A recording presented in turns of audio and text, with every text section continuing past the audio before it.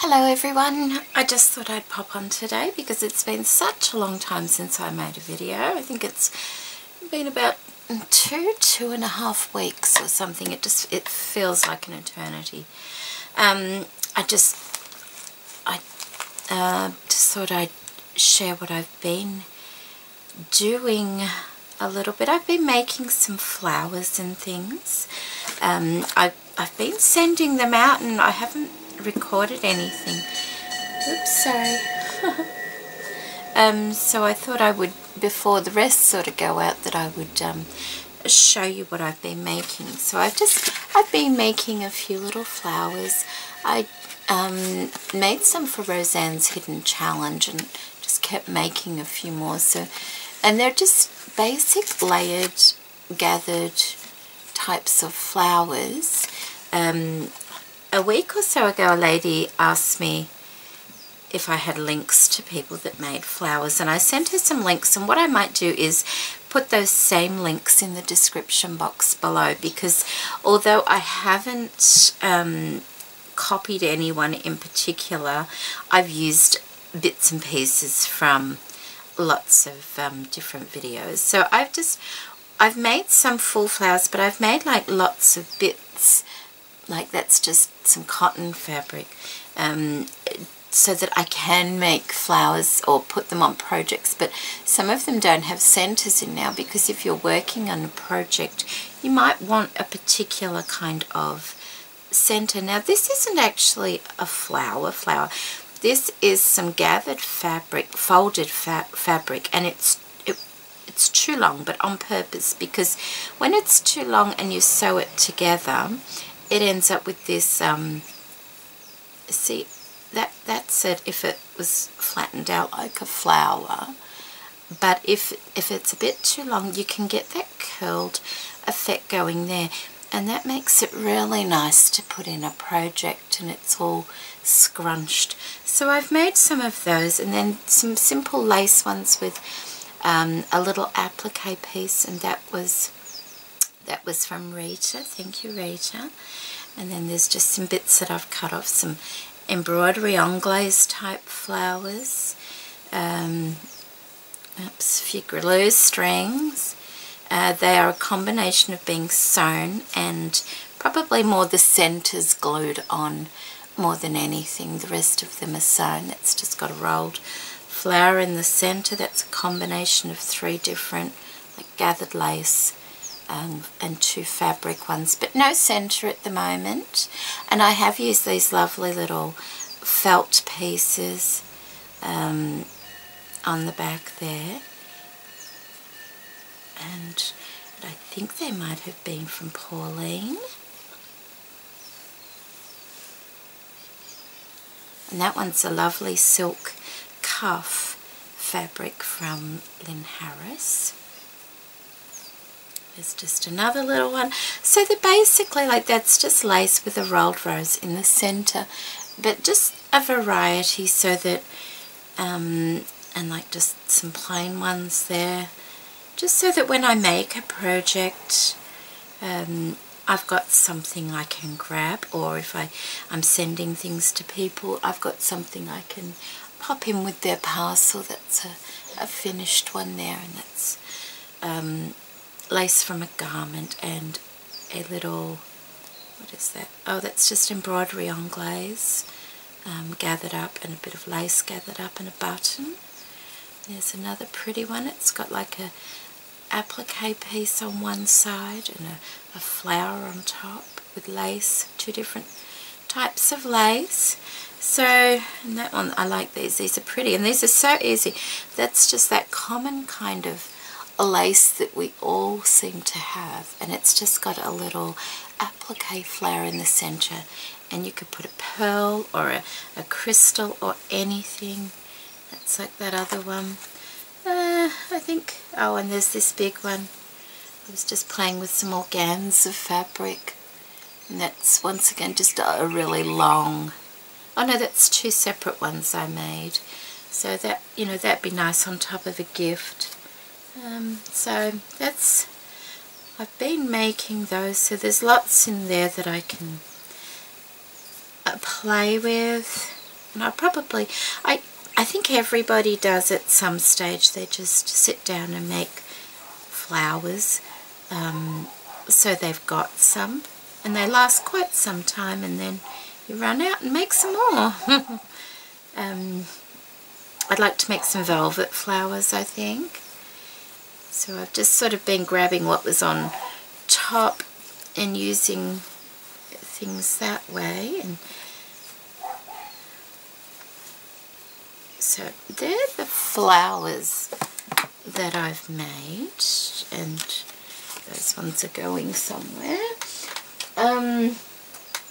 And then I've made some gift bags as well, and I've actually sent a couple out, so I can't show you those, but I'll show you the other ones. And these are just paper bags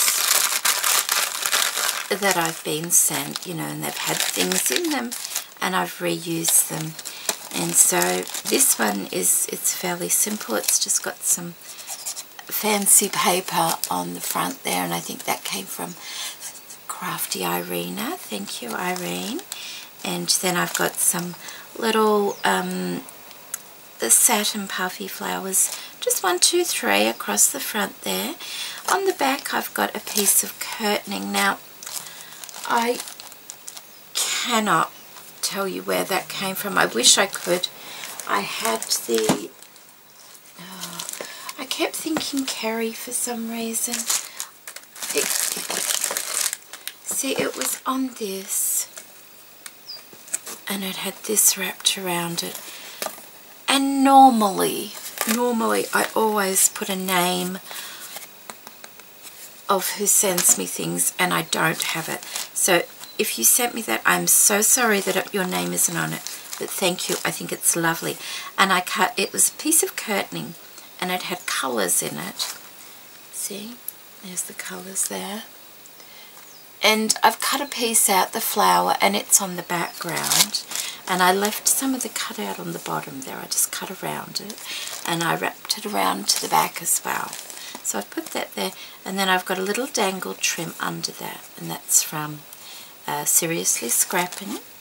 And this particular thing I made for my teapot when I did that, and some of you may recall I didn't like my teapot, so I took it off and I just set it aside, and I thought, well, I'll use that. So it's padded actually because it was on the teapot, but it is only paper. So I've used that on the front here, and this was a large pink flower that I had made quite some time ago. Well, some lace gathered up like a flower. Nothing else had been done to it. So I just opened it up again and had it as a ruffled piece under there, and put a little just for you on that. And so that's one little gift bag that I've made. And the other one that I have here, like I said, some have already gone out, is a brown paper bag. And this is the same lace piece, but just higher up on the curtain. And I've cut little bits out just to hang down the bottom there. So this is a brown paper lunch bag. And I have these beautiful fabric images that Louisa sent me some time ago. And so I've used that, and they're really nice and clear images. They're really beautiful. It's like a canvas. And so this is the side of the curtain here. I've used this doily. I don't know. See, they remind me of Battenberg, but they're not Battenberg at all, actually. But they're beautiful. I think it was from Lynn Harris, this particular doily. And I've left some of the tendril pieces on because I just think it works really nice in, you know, as a frame like that, and to have those little pieces still there. And then I've straightened a piece and put it across the top of the bag. And then I've just done some clustering of some handmade flowers and some paper flowers. I think they were from Roseanne.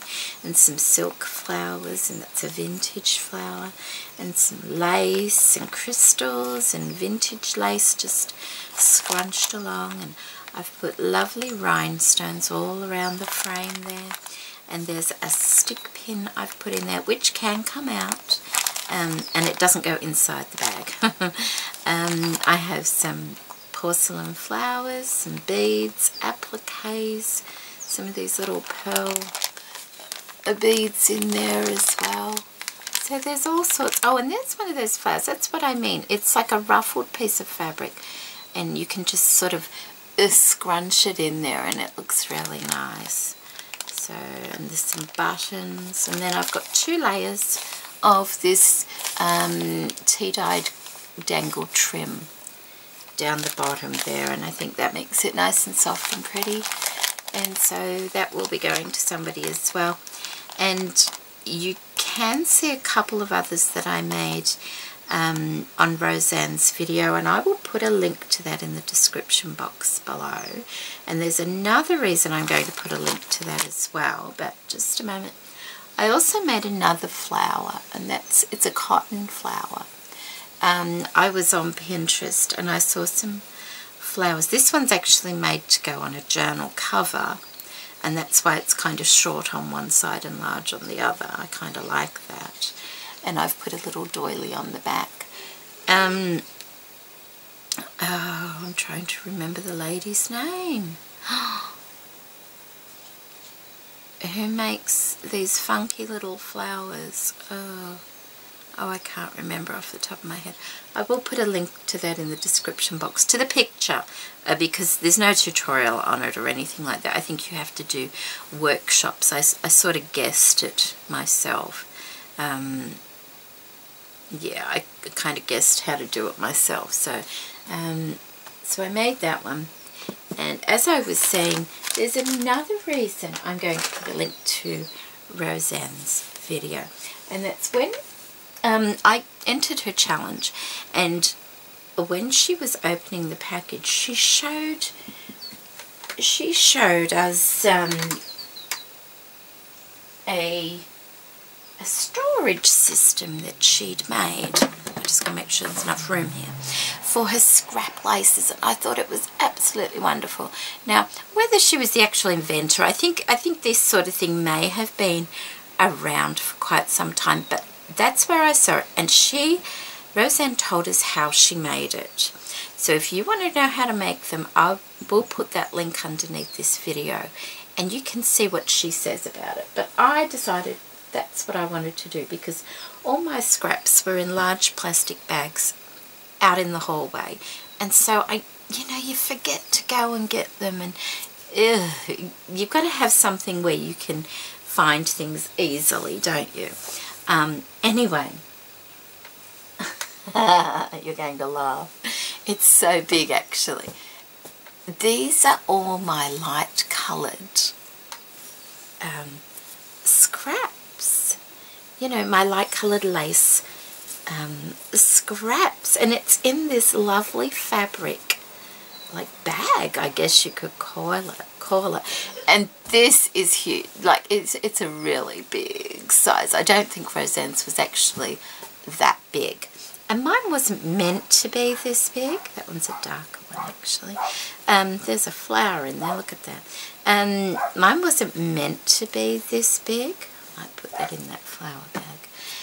But I didn't realise how many lighter colour fabric scraps I had. And I've made this out of the beautiful chenille fabric that I had left, that Gail sent me. So thank you for that, Gail. But that's not all, because I don't like to keep things simple. Once I'd made that, I thought, oh, well, what about my darker scraps? What am I going to do with my darker scraps? And so I made another one. This was initially for the lighter scraps. It's quite big. But they wouldn't all fit in there, because, see, that's really firm. Whereas, see, this has got plenty of room left in it to fit more scraps in. But these are my darker colour scraps, like, you know, the coffee dyed things and the darker laces. And, oh, look, that's really pretty fabric. And these are all the darker scraps. Like, that's been coffee dyed, see. There may be a few lighter ones in there. It was hard to kind of, you know, you You've got to learn to separate them as you go. So of course that wasn't enough, was it? No, that wasn't enough. So then I had to make one for my colourful scraps. So these are my colourful scraps, like from my gypsy books, and colours, like there's a flower, but that doesn't belong there. Golds, and look, there's part of a Christmas decoration, and look, there's a, I don't know what that's, I must have been making a spool at some time, and that's in there, but you know, bits of tapestry and a little bit of beading. These are all the really colourful ones, and there's plenty of room in this also to add to it. There's not much room left in the bottom one. But of course, look at this, isn't this gorgeous? And this was the offcut from my daughter's curtains when I did her room. And this pink spotted one was a lovely find at a thrift store. In fact, the tag was still on it, and it's a linen, it's beautiful. It was $2.50, and it was 2.7 meters by 1.5 meters. Beautiful fabric, that is. So I made that one, but then I've got one here, and this one is for my blue and pink, because they're the main colours I use if I'm using a colour. You know, like this one, this is like 4 or 5 years worth of scraps in here. But these, it's nice, it's easy to find the colours now, and there's plenty of room in this one as well. There's plenty of room in this one, you know, like there's little bits of doily and things like that in there, so it's a really nice way. And that's that chenille fabric once again. You think that's enough? No, look, we've got 4 layers. I thought it looks like a big cupcake or an ice cream sundae, doesn't it? Yeah. So I made a strawberry to sit on top. Oh my goodness, look, I made a strawberry pincushion, and I've sat it on top. I had way too much fun making this, you know. It's like a great big ice cream sundae with a strawberry on top. I just thought I'd share that because I've been laughing at it for so long, and I think it's lovely, and I can't wait. Like, it's going to sit here and I'm going to use it. I can't wait to have a room and have it on some sort of pedestal. So that's kept me busy all morning. Thank you so much for that inspiration, Roseanne. I love my scraps now. And I might put a photo, because I know it's really hard to see the way it is, but I will put a photo. And these are the exact fabrics I actually made for a pincushion tree for my daughter a few years ago, when she wanted like shabby chic bedroom. She no longer has a shabby chic bedroom, so I ended up getting that back. But hey, they'll match nicely, won't they?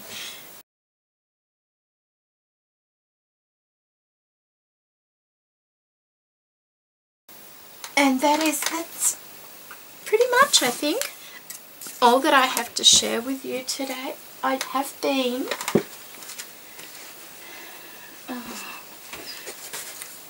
have been working on some journals, and this is using some of the beautiful fabric that Pam sent me. Thank you, Pam.